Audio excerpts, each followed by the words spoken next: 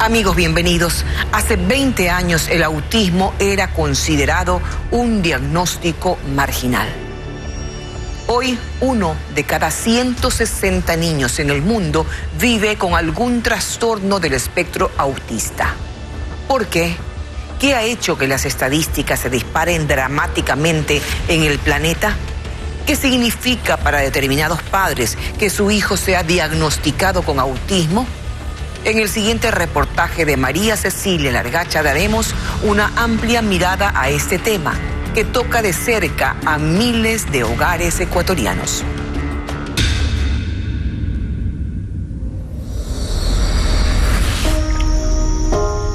Esta es la historia de un niño que no habló por mucho tiempo. Cualquier cambio lo asustaba y molestaba. Lo desconocido era un lugar poco amigable. El niño era muy sensible a luces y sonidos, así que construía escondites donde no podían entrar. No le gustaba mirar a la gente a los ojos, lo hacía sentir incómodo. A veces repetía la misma acción una y otra vez. Un día se descubrió que tenía autismo. Su familia le buscó ayuda y poco a poco aprendió a vivir mejor con ello.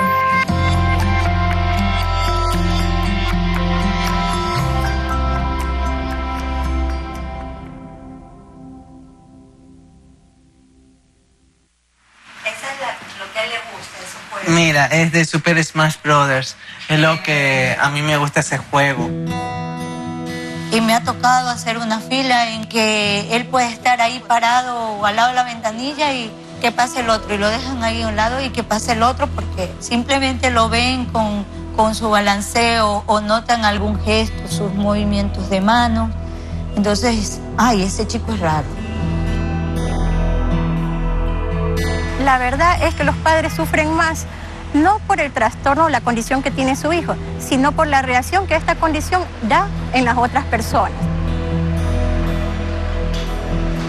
No lo aceptaban, ya, ningún colegio particular lo aceptaba. Yo lo quise integrar y empecé, yo diría, deambular a los 12 años. De 4 colegios me lo devolvieron así.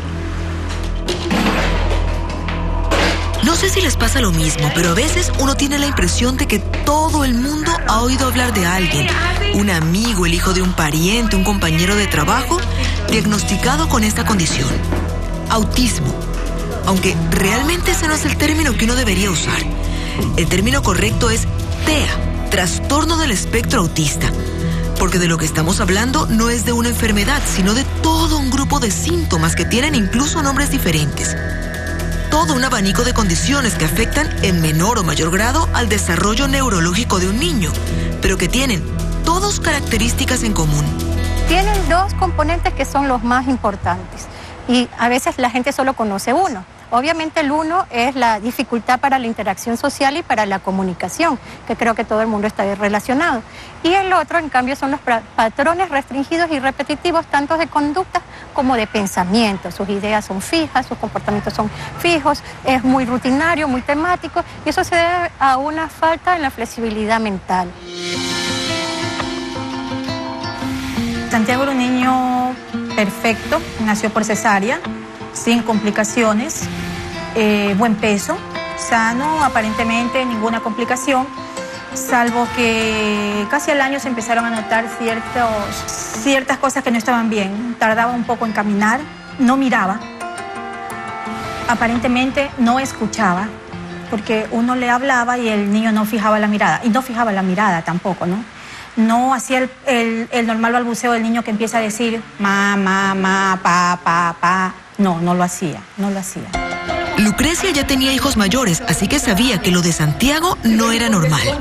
El primer pediatra al que lo llevó le recomendó que le hiciera una audiometría, porque como el niño no respondía al llamarlo por su nombre, había la sospecha de que fuera sordo. Pero la audiometría salió muy bien.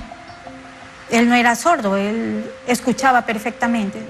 Le mandaron entonces otros exámenes, tantos que Lucrecia perdió la cuenta. En las tomografías no había lesiones cerebrales, Los psiquiatras daban diagnósticos poco certeros y los psicólogos decían que el niño era hiperactivo. Los años fueron pasando, Santiago cumplió 3 y los problemas eran más graves cada vez. Él era incapaz no solo de hablar, sino de con gestos de enseñarme que él necesitaba algo, que tenía sed, que quería algo de comer. Entonces ni siquiera usaba su manito. Él me buscaba a mí, yo era como su medio de comunicación con el mundo, creo, ¿no? Era su herramienta. Y él tomaba mi mano, me hacía la manito así, me señalaba con el dedo, con mi mano y el dedo me señalaba lo que él necesitaba. Tenía aleteo, le dicen comúnmente, pero son movimientos estereotipados. Es un movimiento así o así que hacen ellos, ¿no? Pero están siempre movimiento incontrolable, parece sus manitos, ¿no? Hacen unos berrinches, confundidos con niños malcriados, hacen unos berrinches terribles. Él se mordía, me agredía a mí también, no se le podía cortar el cabello, no soportaba el sonido de una licuadora. Finalmente, cuando Santiago tenía 3 años, un médico hizo el diagnóstico: síndrome de Asperger, uno de los trastornos del espectro autista. Lucrecia empezó entonces a buscar tratamientos, un centro donde pudieran atenderlo, un terapista de lenguaje que lo ayudara a hablar. Santiago dijo su primera palabra a los 6 años y el hecho de poder comunicarse ayudó a todos a darse cuenta de que, en ciertos aspectos, él se desempeña mejor que los demás. Dibujando arte. ¿Te gusta el dibujo? Sí. Muéstrame tus dibujos. La Fórmula 1. La Fórmula 1. ¿Te sabes cada modelo de carro? Sí. O sea, si yo tapo aquí, ¿qué modelo es este? Honda 2007. Los detalles de sus dibujos son impresionantes y su memoria también. Le gusta el fútbol, así que dibujó banderas de todos los equipos del mundo, pero en el camino aprovechó para aprenderse las capitales de cada país. ¿De todos? Sí, creo que sí. ¿Cuál es la capital de Noruega? Oslo. ¿Y la de Bulgaria? Bulgaria. Sofía. Senegal. Dakar. ¿Todas te las sabes? Sí. Porque el que no puedan comunicarse con fluidez no significa que no sean capaces de aprender cualquier cosa. De hecho, el interesarse hasta el cansancio por un tema, el obsesionarse con ese tema y querer averiguarlo todo, es parte de su condición. Sí, Gabriela le gusta mucho el inglés, habla mucho inglés. ¿Cómo lo aprendió? No lo sé. Ella es Mercedes, también tiene un hijo diagnosticado con uno de los trastornos del espectro autista. Y también pasaron años antes de que alguien acertara con el diagnóstico correcto. Lo hicimos hacer ver, nos dijeron que tenía estrabismo y astigmatismo. Después de eso, nos dijeron que Gabriel era sordo. Después nos dijeron que él tenía hiperkinesia. Después nos dijeron que era un niño índigo. Después nos dijeron que era esquizofrénico. Y por último nos dijeron que era autista. Ya Gabriel tenía 5 años y recién entonces comenzó con la terapia y con el tratamiento necesario. El TEA no tiene cura, pero con una intervención temprana hay posibilidades de que cada niño desarrolle todo su potencial. Mientras más tiempo pase antes de comenzar un tratamiento, más difícil es la integración, más difícil es intervenir precozmente con todo el campo de diagnóstico y terapéutico, porque esto es multifactorial y multidisciplinario. Todo el ámbito está dado desde un punto de vista de que tiene que intervenir desde el fonoaudiólogo, el terapista físico, el neurólogo, el psiquiatra, el pediatra, o sea, es todo un equipo multifactorial. Entonces, mientras más pronto se lo diagnostique, pues la intervención precoz va a permitir un mejor pronóstico y un mejor desarrollo social del niño. A estas alturas ustedes estarán preguntándose exactamente qué causa el autismo o cualquiera de los trastornos del espectro autista. Lamentablemente, para esa pregunta todavía no hay respuesta. Nadie sabe las posibles causas del autismo. Posiblemente es multimodal. Se está estudiando, se está buscando la genética, pero la realidad es que niños con autismo se presentan con trastornos del espectro autista, se presentan en todas las familias, sea que tenga antecedentes genéticos o no. Como estamos hablando de varios trastornos, también hay que decir que no todas las personas diagnosticadas con TEA son iguales. Existen niveles, unos muy graves que no responden a tratamientos y que incapacitan totalmente a una persona. Otros más sutiles, que con las terapias adecuadas permiten a quien padece el trastorno llevar una vida funcional.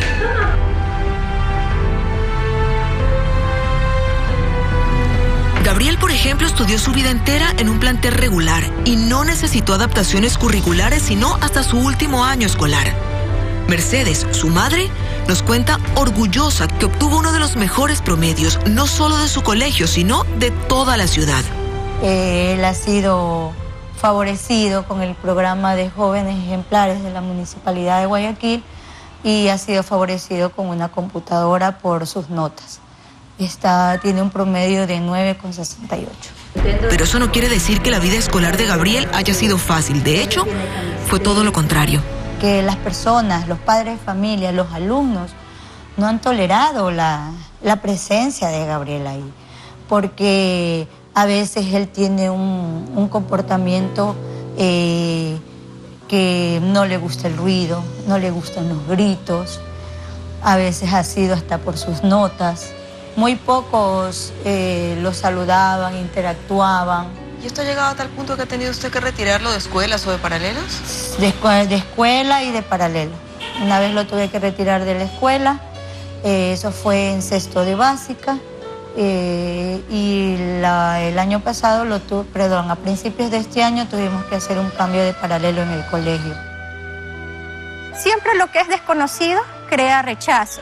Cuando yo recién empecé esto, muy poca gente hablaba del tema. Ahora es algo que más se toca, incluso en los medios de comunicación se toca más, pero sin embargo falta mucho. ¿Pero por qué? Si cada vez hay más personas diagnosticadas con TEA, seguimos hablando de miedo a lo desconocido. ¿Será verdad que es tan difícil que la sociedad ecuatoriana abra las puertas a las personas que tienen esta condición? Decidimos hacer una prueba simple. Llamar por teléfono a escuelas y colegios privados de Quito, Guayaquil y Cuenca para preguntar si hay cupo.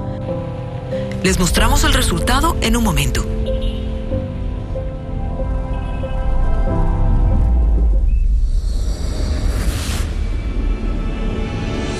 Siempre se habla de inclusión, pero ¿qué tan real es esa inclusión cuando se trata de personas con autismo? Le contamos al volver. Esto es Ecuavisa y su Visión 360.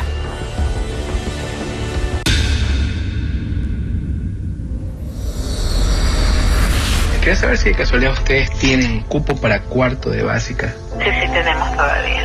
Sí, señor, todavía tenemos. Sí, todavía tenemos cupo en estos momentos. Claro, sí. Él tiene Asperger. Él es de alto funcionamiento, se maneja bastante bien. Claro, ahí sí el tema ya es un poquito más, porque eso se maneja si manejamos por cupos. No lo podemos recibir de su bebé porque la ley no nos permite recibir más de 2 estudiantes con dificultades dentro del salón. Nosotros ese cupo ya lo tenemos lleno.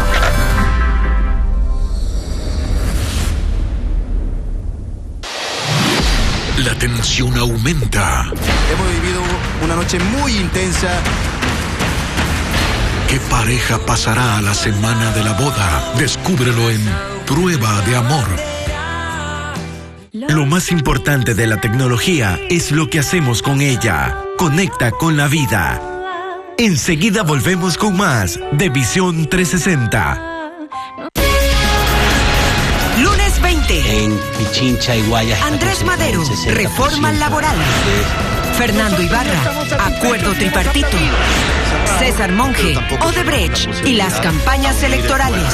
Contacto directo con Alfredo Pino Ergote y Stephanie Spin. A las 7 por Ecuavisa. Si un electrodoméstico quieres comprar y el bolsillo te empieza a fallar, tú has bajo la manga, es ir a la ganga. Sí, porque en La Ganga tú compras vale por 2.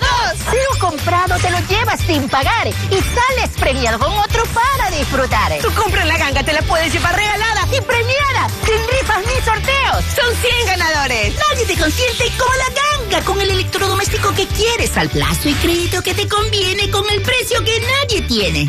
Hay demasiados obstáculos entre tú y yo, Cristóbal. No puede ser que se vayan a besar. Tu maldita mosca muerta me las vas a pagar. Una Made en Manhattan, lunes a viernes, 4 de la tarde.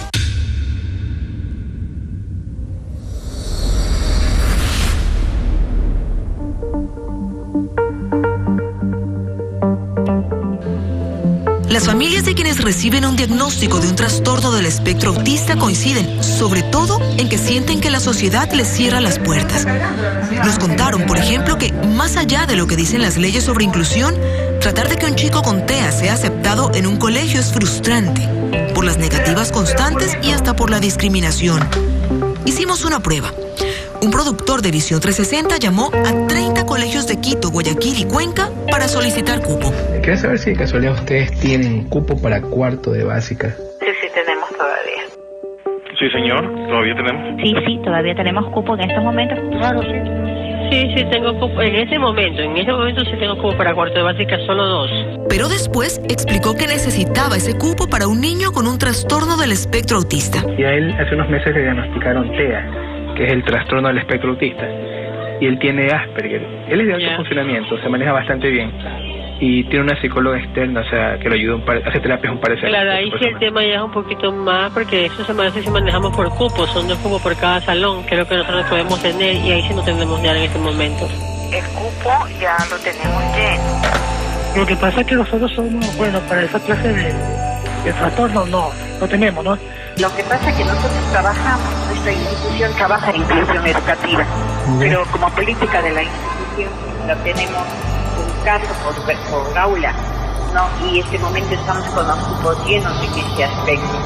No lo podemos recibir su bebé porque la ley no nos permite recibir más de 2 estudiantes con dificultades dentro del salón. Nosotros ese cupo ya lo tenemos lleno. De lo que yo sí tengo conocimiento es que los cupos para condiciones especiales son limitados aquí. Solamente nos aceptan hasta 3 niños que tengan discapacidad en ese grado, porque no tenemos realmente el personal para estos niños. Es aconsejable que busquen un colegio recomendado para ellos, o sea, donde haya inclusión, porque nosotros no tenemos la inclusión para lo que es estudiantes con ese tipo de problemas. Claro, pero ella es funcional, los puede tranquilamente compartir con otros compañeros y todo eso. Sí, claro, pero es recomendable que le busquen un lugar donde ella pueda tener ese trato especial, porque como le indiqué, nosotros no tenemos lo que es la inclusión. Bueno, ahorita nosotros no tenemos cupos, se dejarían como en una lista de espera prácticamente. Pero hace un momento me dijo que sí tenía cupos.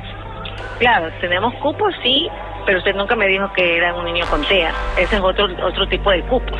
En total hicimos 30 llamadas telefónicas. De los 30 colegios consultados, solo 3 estuvieron dispuestos al menos a hacer una evaluación psicológica al alumno para ver si estaba apto o no. $20 para lo que es una prueba psicológica que se le va a tomar el estudiante. Si usted desea, puede hacer la inscripción, se hace la entrevista, se les hace la prueba y me tendría que ayudar entonces también trayendo una copia de los informes de avances que tenga de su niño. Nosotros hemos hecho alrededor de 30 llamadas a diferentes planteles en Quito, Guayaquil y Cuenca, solicitando un cupo. Ellos dicen que sí hay cupo, pero el momento que se menciona de que es un niño con TEA, el discurso cambia y dicen de que ya no hay cupo. Bueno, sí me gustaría conocer la muestra, me gustaría conocer las instituciones educativas y me gustaría también invitar y aprovechar la oportunidad de invitar a la población que cuando conozca este tipo de casos pues nos lo haga llegar como Ministerio de Educación, dado que ninguna institución educativa puede prohibir el acceso a ninguna persona, digamos, a ningún niño o niña adolescente debería hacerlo, y peor aún a un niño o niña adolescente con discapacidad. Fernanda Yepes es subsecretaria de Educación Especializada e Inclusiva y nos cuenta que lo que debería ocurrir es que se le haga una evaluación psicológica a cada chico para decidir si está en capacidad de asistir a un plantel regular o a uno de educación especial. Ella dice que ahora mismo hay más de 800 alumnos con TEA insertados en escuelas regulares y más de 300 en planteles especiales. Y ya que citamos cifras, hay que decir que según las estadísticas oficiales, en Ecuador existen 2.300 personas diagnosticadas con TEA, aunque ese número seguramente no refleja la realidad, porque tal y como nos contaron Lucrecia y Mercedes, el diagnóstico no es fácil de realizar. Se considera que pacientes o niños que tienen más de 4 médicos de cabecera, ya científicamente se les dificulta muchas veces diagnosticar a tiempo este trastorno. Y eso porque uno se imaginaría que mientras más médicos lo vean, más fácil saber qué tiene. Pero sin embargo, mientras más médicos lo vean, como que todos lo ven muy superficialmente y al final nadie se fija en estas peculiaridades específicas. Estas peculiaridades a las que se refiere la doctora pueden ser tan sutiles que pasan desapercibidas. El contacto visual. Una mamá coge su bebé y el bebé automáticamente la ve, ¿no? Y si la mamá le sonríe, ese bebé responde con sonrisa. Estos niños suelen, ya hablamos que hay diferentes niveles, ¿no? suelen no sonreír, suelen no tener el contacto visual. Si la mamá después, ya un poquito más grandecito, le señala algo, lo normal es que poco a poco el niño aprende a seguir lo que la mamá le está enseñando, porque esa es una interacción, pero ellos no lo siguen. Nada de eso es un diagnóstico.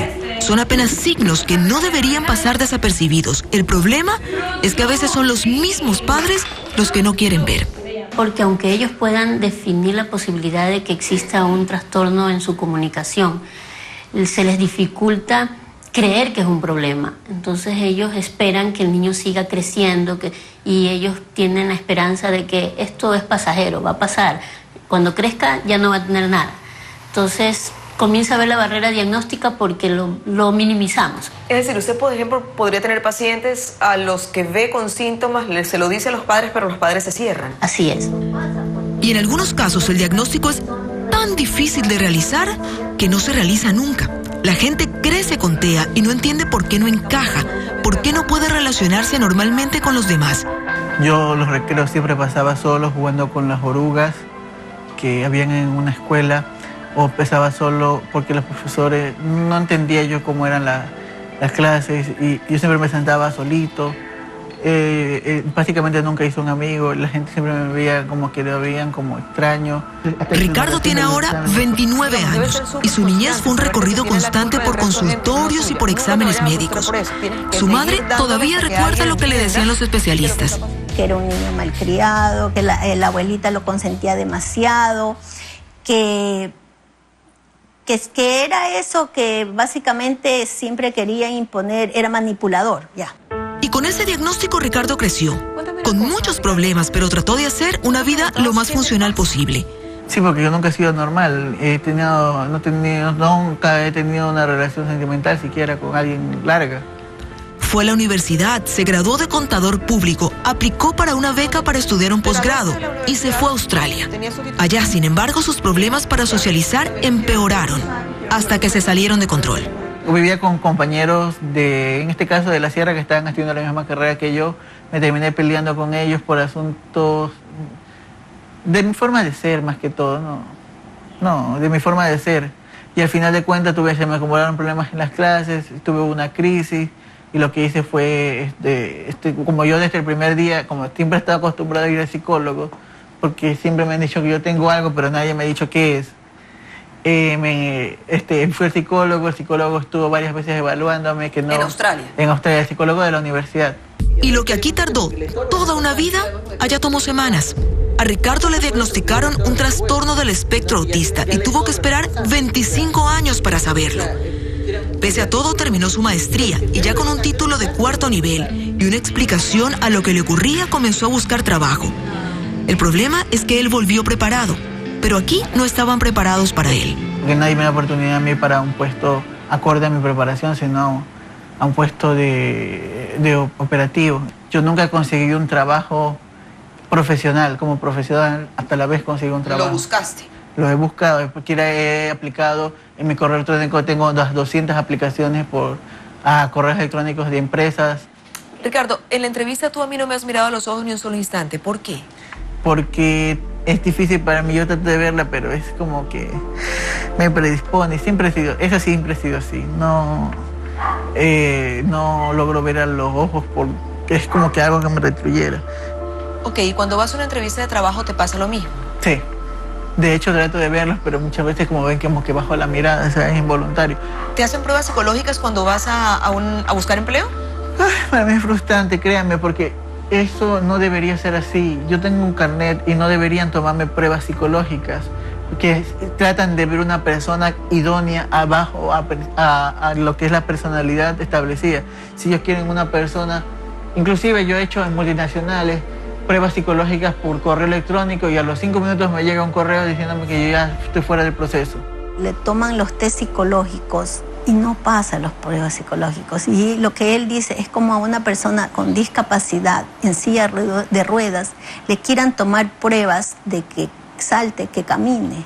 No va a pasar esas pruebas.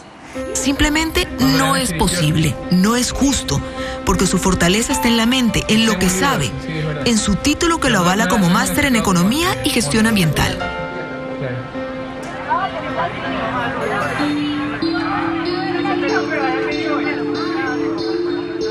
La dificultad para diagnosticar el TEA ha hecho que el país, desde el Ministerio de Salud, implante un protocolo de detección temprana. Es decir, que los médicos estén atentos a estos signos sutiles y puedan detectarlos lo más temprano posible. Incluso hay quienes piensan que no es que ahora haya más casos de TEA, sino que hay más conocimiento para hacer el diagnóstico de un trastorno en el que, como hemos visto, se sufre por partida doble, por lo que el propio trastorno conlleva y por la incomprensión de los demás.